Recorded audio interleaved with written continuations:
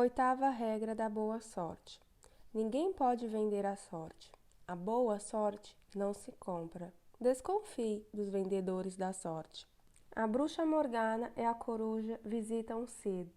Após soltar uma sonora e malévola gargalhada, a bruxa Morgana partiu em direção ao norte, onde sabia que Sid estaria passando a noite.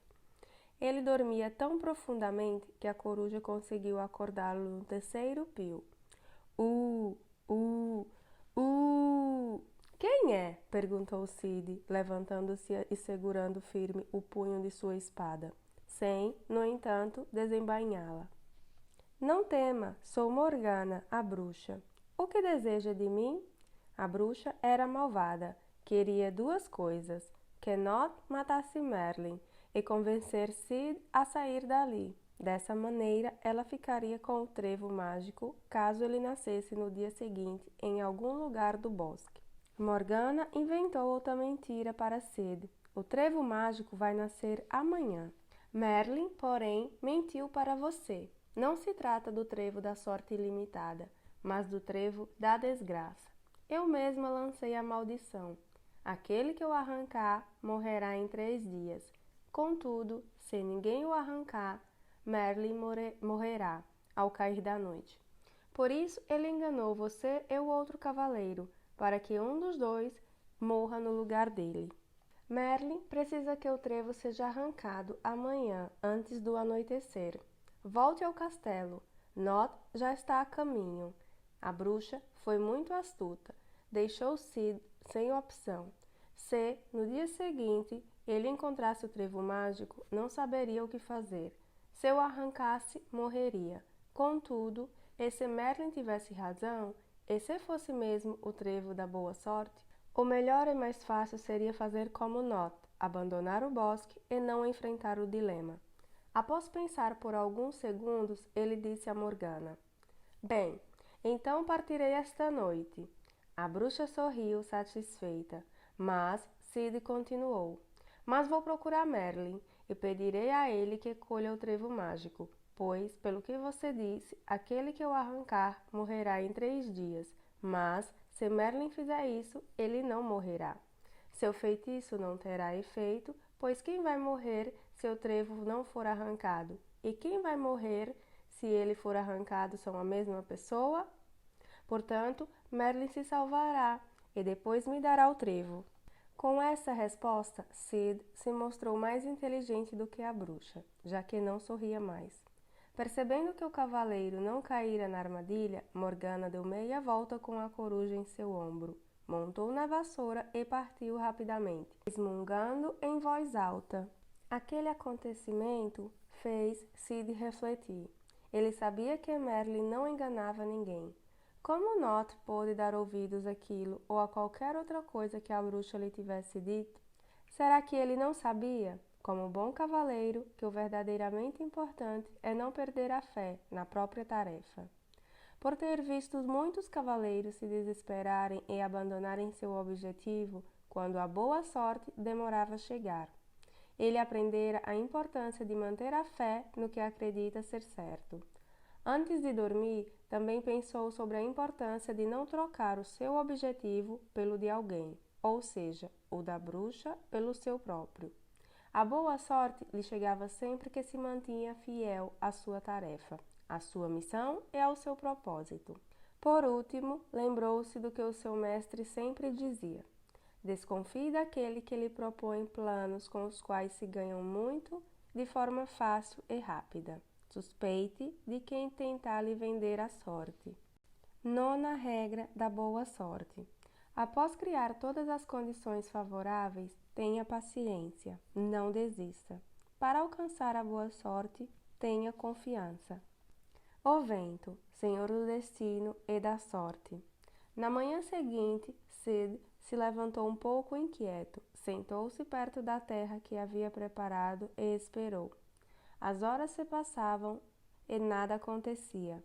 O dia foi avançando sem nenhuma novidade. Sid disse a si mesmo: Bom, de qualquer maneira, vivi apaixonadamente estes dias no Bosque Encantado. Fiz o que acreditei ser o certo e o necessário. Realmente era muito difícil descobrir o lugar exato onde nasceria o trevo mágico de 4 folhas, o trevo da sorte ilimitada. Mas, de repente, o inesperado aconteceu. O vento, senhor do destino e da sorte, aquele que aparentemente se move ao acaso, começou a agitar as folhas das árvores e começaram a chover pequenas sementes que pareciam minúsculos grãos de ouro verde. Eram sementes de trevos de 4 folhas. Cada semente era um trevo da sorte em potencial. Não chovia apenas uma, mas uma quantidade incalculável de sementes de trevos de 4 folhas.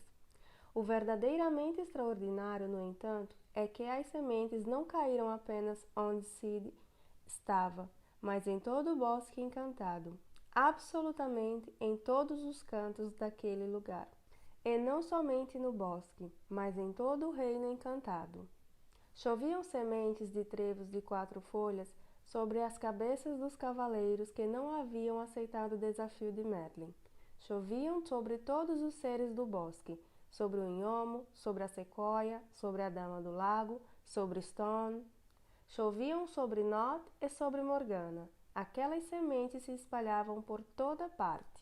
Os moradores do Bosque Encantado e os habitantes do reino não prestaram atenção nelas. Eles sabiam que uma vez por ano, naquela época, chovia essas estranhas sementes, que não serviam para coisa alguma. Na verdade, aquele estranho evento anual incomodava a todos, porque era uma chuva bastante pegajosa. Depois de poucos minutos, a chuva de sementes de trevos de 4 folhas parou.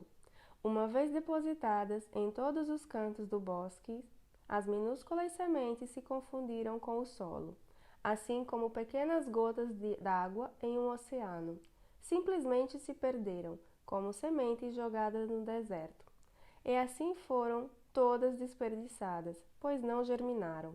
Milhares e milhares de sementes morreram na terra dura, árida e pedregosa daquele bosque sombrio. Todas, exceto algumas que foram parar numa pequena extensão de terra fresca e fértil, livre das pedras e onde havia água abundante, o brilho do sol e o frescor da sombra. Foram essas e somente essas as sementes que se transformaram, depois de alguns instantes, em trevos de 4 folhas, em centenas de brotos de trevos mágicos. Um número grande o bastante para garantir sorte por todo o ano, até a chuva do ano seguinte. Em outras palavras, sorte ilimitada. Sid observou extasiado a boa sorte que havia criado. Impressionado e comovido, ajoelhou-se em sinal de gratidão e lágrimas brotaram dos seus olhos. Quando percebeu que o vento amainava, quis se despedir dele e agradecer-lhe por trazer as sementes. Assim, voltando-se para o céu, invocou: Vento, senhor do destino e da sorte, onde você está? Quero lhe agradecer. O vento respondeu: Não é necessário me agradecer. Todo ano, nessa mesma data, jogo sementes de trevos de 4 folhas por todo o bosque encantado e em todos os cantos do reino.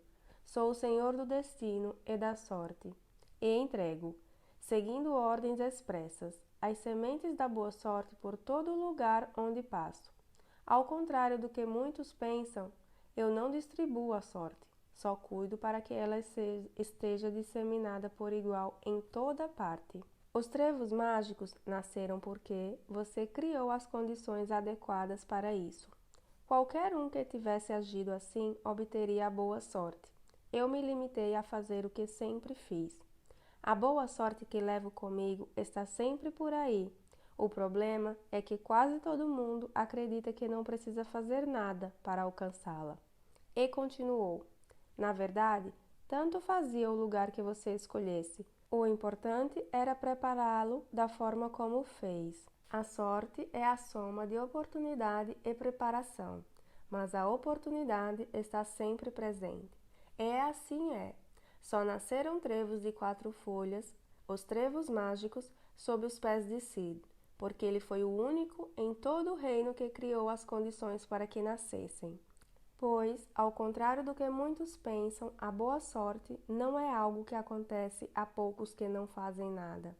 A boa sorte é uma coisa que pode chegar a todos nós, se fizermos algo. E esse algo consiste unicamente em criar as condições para que as oportunidades que são dadas a todos igualmente não morram como sementes de trevos de 4 folhas caindo em terra estéril. E o vento se afastou enquanto Sid deixava o bosque encantado para ir se encontrar com Merlin.